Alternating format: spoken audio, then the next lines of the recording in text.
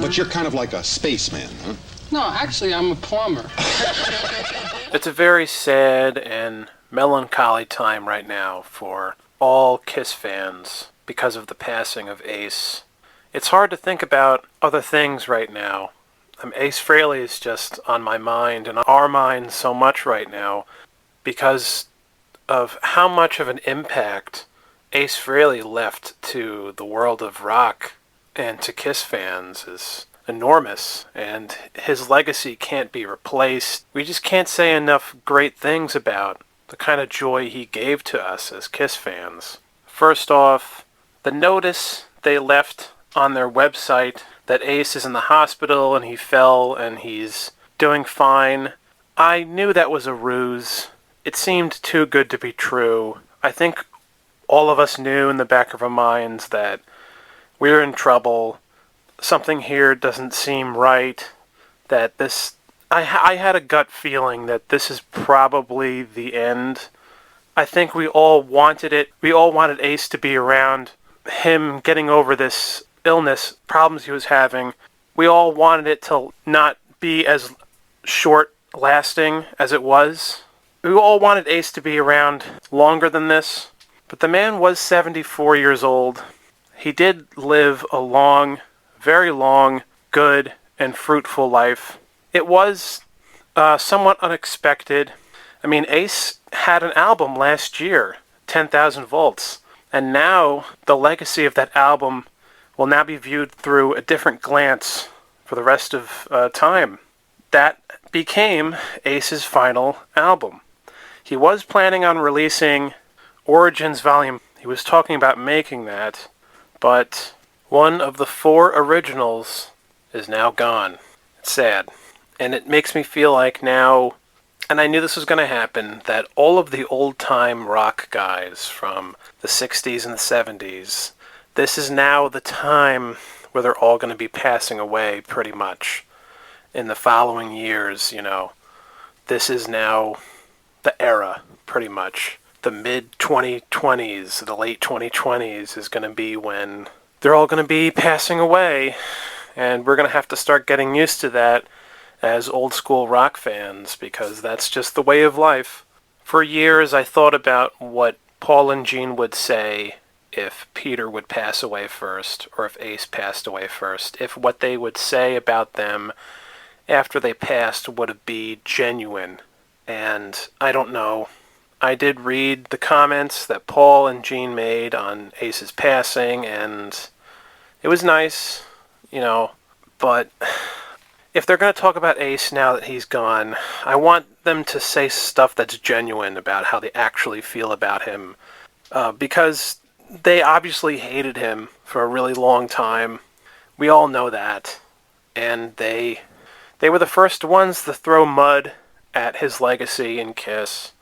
And then when fans, you know, gave him a backlash for it, hey, stop insulting Ace and stop insulting Peter, they changed their tune a little bit, and they slowly changed their tunes a little bit about it, where they realized how much fans loved Ace and Peter, and still do. But now that Ace has passed, I don't know how genuine Paul and Gene, their comments about Ace, are going to be. And it's bothersome to think about. And now they're going to do this, you know, thing in Vegas soon. Who knows if they're going to pay a tribute to Ace on that. Probably not. But you never know. I mean, it'd be nice if they do. They don't have to say anything. But, you know, it would be nice, you know. Now, True Confessions time. Reference to Gene's solo album. Ace was never my favorite band member of Kiss. I'm not sure why. I always loved his sense of humor, and I think I know why Ace is usually the favorite member for Kiss fans, especially old school Kiss fans, is because Ace was the most relatable member of this band. The way he acted, it was so genuine and honest, and he was the most laid-back member of Kiss. I mean, so was Peter, very much so. But Ace had this sense of humor where he could laugh at himself and he could laugh at what they're doing while still thinking it's cool That's what people loved about Ace. That's what people found relatable about Ace. Add that with his awesome costume and his guitar solos and all that other stuff is really what made Ace a star. He could have been just some random, cool guitarist, but there was more to him that people latched onto, like his personality. Like, Gene is the dark business, money-grabbing side of Kiss.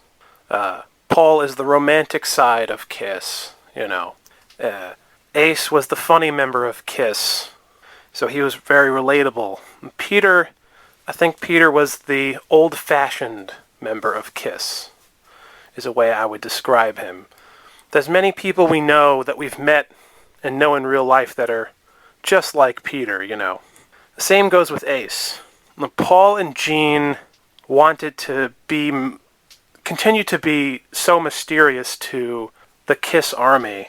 And they already were mysterious because they had their makeup designs and their costumes and stuff like that, and their music.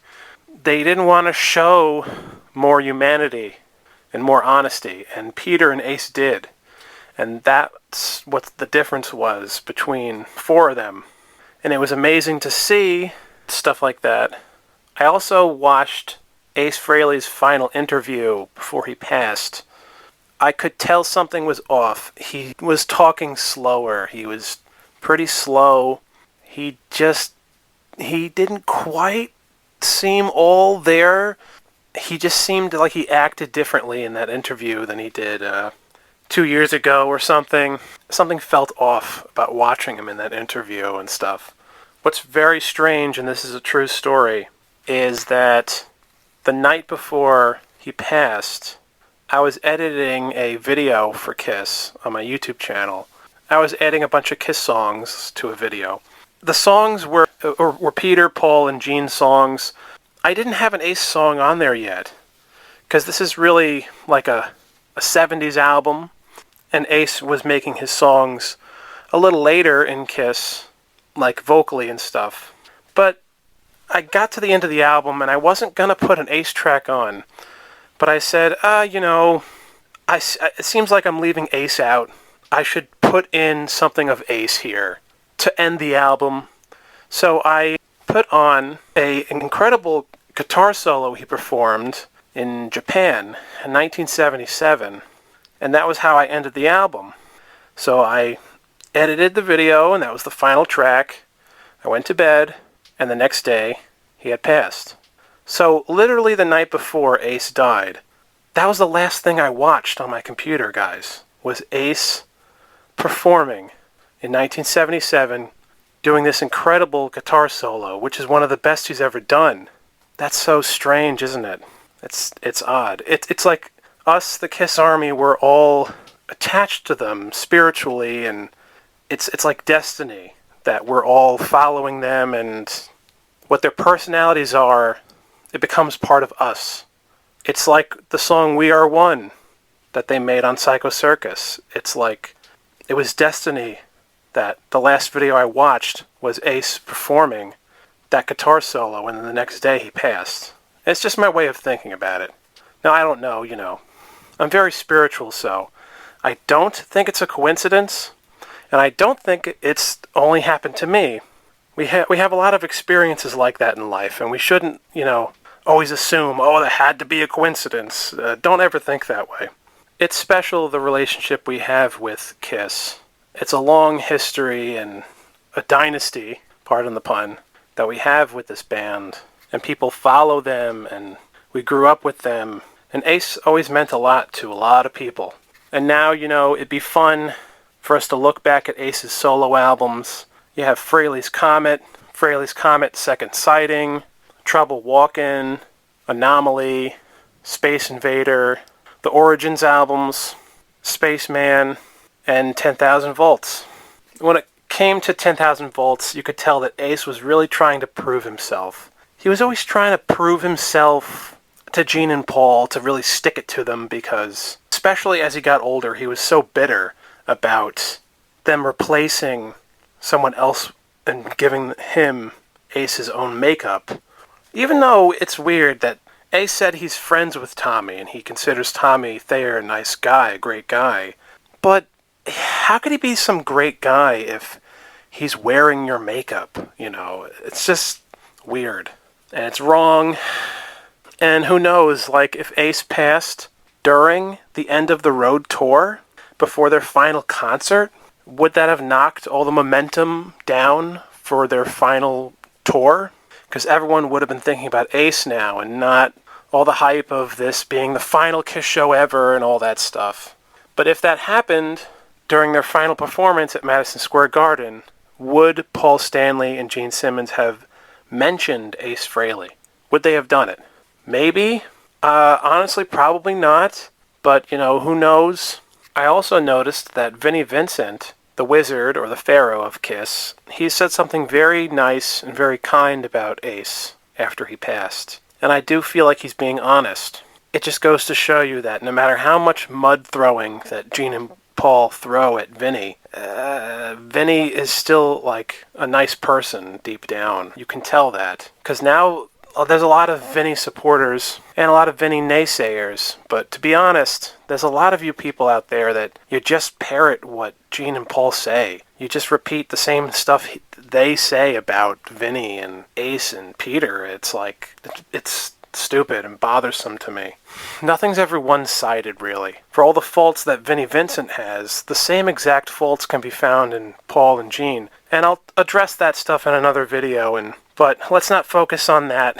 This video is about Ace. It's not about the drama. But unfortunately, Paul and Gene woven in the drama, and now the drama of Kiss has now become part of the legacy of Kiss. And they started it. They started insulting the legacy of Ace and Peter in their autobiographies and in their books. And then, what are Peter and Ace supposed to do? Not say anything back? Not defend themselves? I'm so glad we have all these quotes from Ace in his book, No Regrets, and in interviews when he addresses a lot of the bullshit that Gene and Paul have said about the band and about him and about everything that happened. Ace always set the record straight where he told the truth. Like when they constantly said that Ace quit the band, or no, that they said he was kicked out of the band twice, and then Ace, I'm so glad someone did an interview with him, and it's like we got lucky, and then we just got the question in there, and Ace was like, no, that isn't true. I wasn't kicked out of the band at all. I left on my own accord twice. I'm so glad we have all these little moments in the interviews, and because that was something I was worried about, because Ace wanted to protect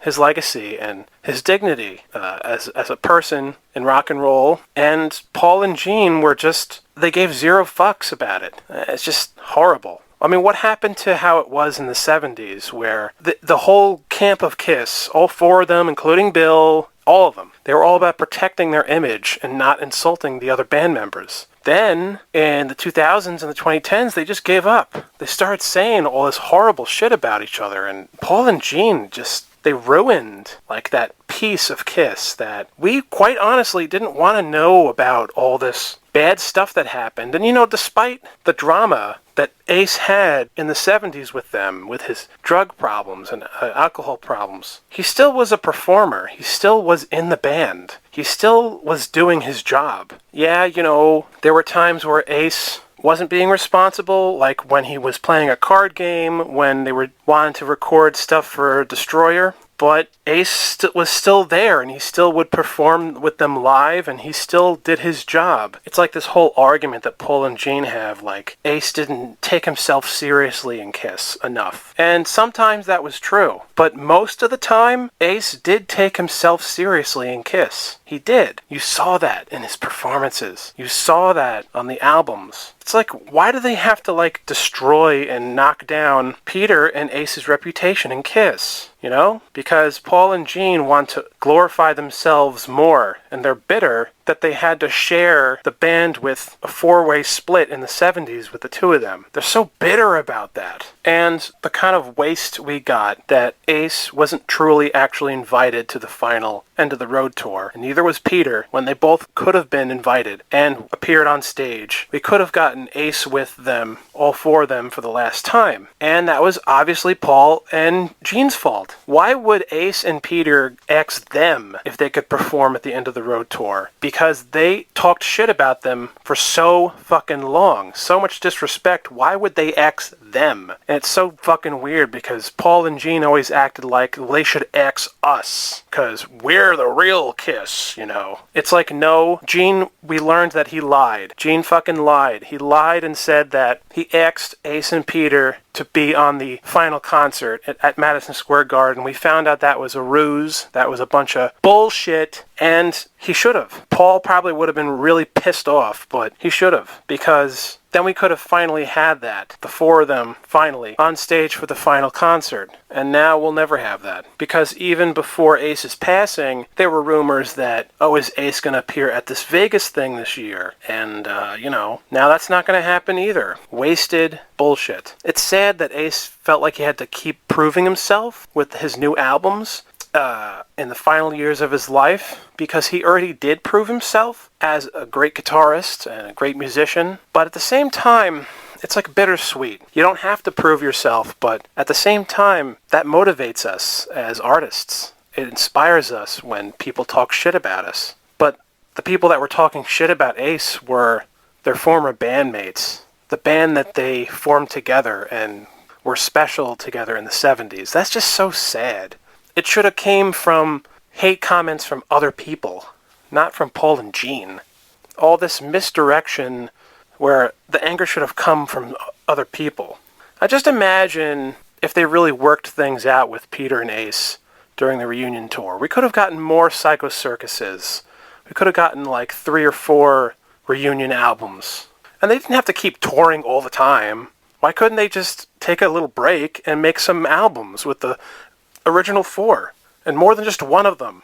It's just, it's terrible. We can dream. Now the biggest question is, since the Spaceman has left us and gone to Jindal, where he will rest in peace and take care of him. Now the big question is, what was Ace Frehley's best solo album? Not including his 1978 album from Kiss, because that's a special album. Other than that album, from Frehley's Comet all the way to 10,000 Volts, of all those albums, which is his greatest? Leave some comments below and tell me which was his greatest solo album, other than the 78 one. And maybe I'll make a video where I'll rank. Someone should rank Ace's solo albums. That would be really fucking cool. Because I always loved Anomaly. That's always been one of my favorite Ace albums. I really liked Trouble Walkin'. That was a very hard rock, fun album. I loved the Frehley's Comet stuff. That stuff was great. All those Frehley Comet albums. 3 of them, I think. And we all wish there was more, but whatever. Then the Origins albums, like Origins Volume 2 is way better, of course. I wasn't a fan of him making those albums because I want to hear Ace's own music, not him doing cover songs from other bands that he was inspired by. Not really a fan of that idea. But I gotta admit, those were really fucking rockin' albums, and they were great. The album Spaceman he released, I wasn't actually a big fan of that album. It was awesome that he recreated one of the classic pictures of him from 1978 on the front cover. That was awesome. The name was awesome. I honestly didn't think the album was awesome. Then we have 10,000 Volts, which has 4 or 5 really good songs. And the other songs on it are pretty good too. 10,000 Volts it's one of Ace's best albums, I think. It's not his best, right? Of his solo albums? I don't know. But it's Ace still doing his thing, and it's a powerful album. It was powerful when it was released because it was him still doing what he was doing. Still trying, still rocking. It was inspiring. 10,000 Volts is him being like, fuck you, Father Time. I'm still here. I'm still rocking. All that great stuff. So does Ace Frehley leave behind a complicated legacy in Kiss? My answer is no. Gene and Paul want you to think that Ace left behind a complicated legacy in Kiss. He did not. Despite all of Ace's shortcomings, Ace was there. He was the man, and everything worked out. Everything worked out. And that's the thing about artists, That's the thing about people in general, really. Is you have to work with people's flaws as people. You can't expect everybody to drop all their flaws all the time. That's not how life is. That's not human nature. Your friends, your family, you have to, and business partners, you must work with people and their vices and their issues, because none of us are perfect. None of us are perfect, and that's okay. We don't have to be perfect, despite what other people think we should be. We should not be perfect, because we're human beings. We're not fucking robots, you know? So here's the next question. The KISS avatars, 2027.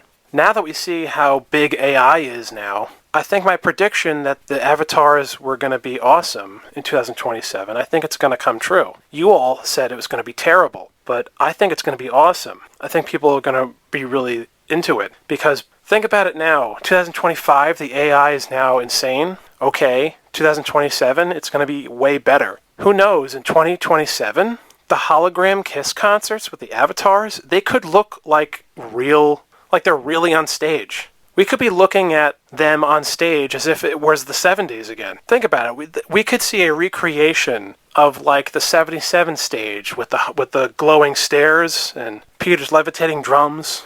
But here's the big question.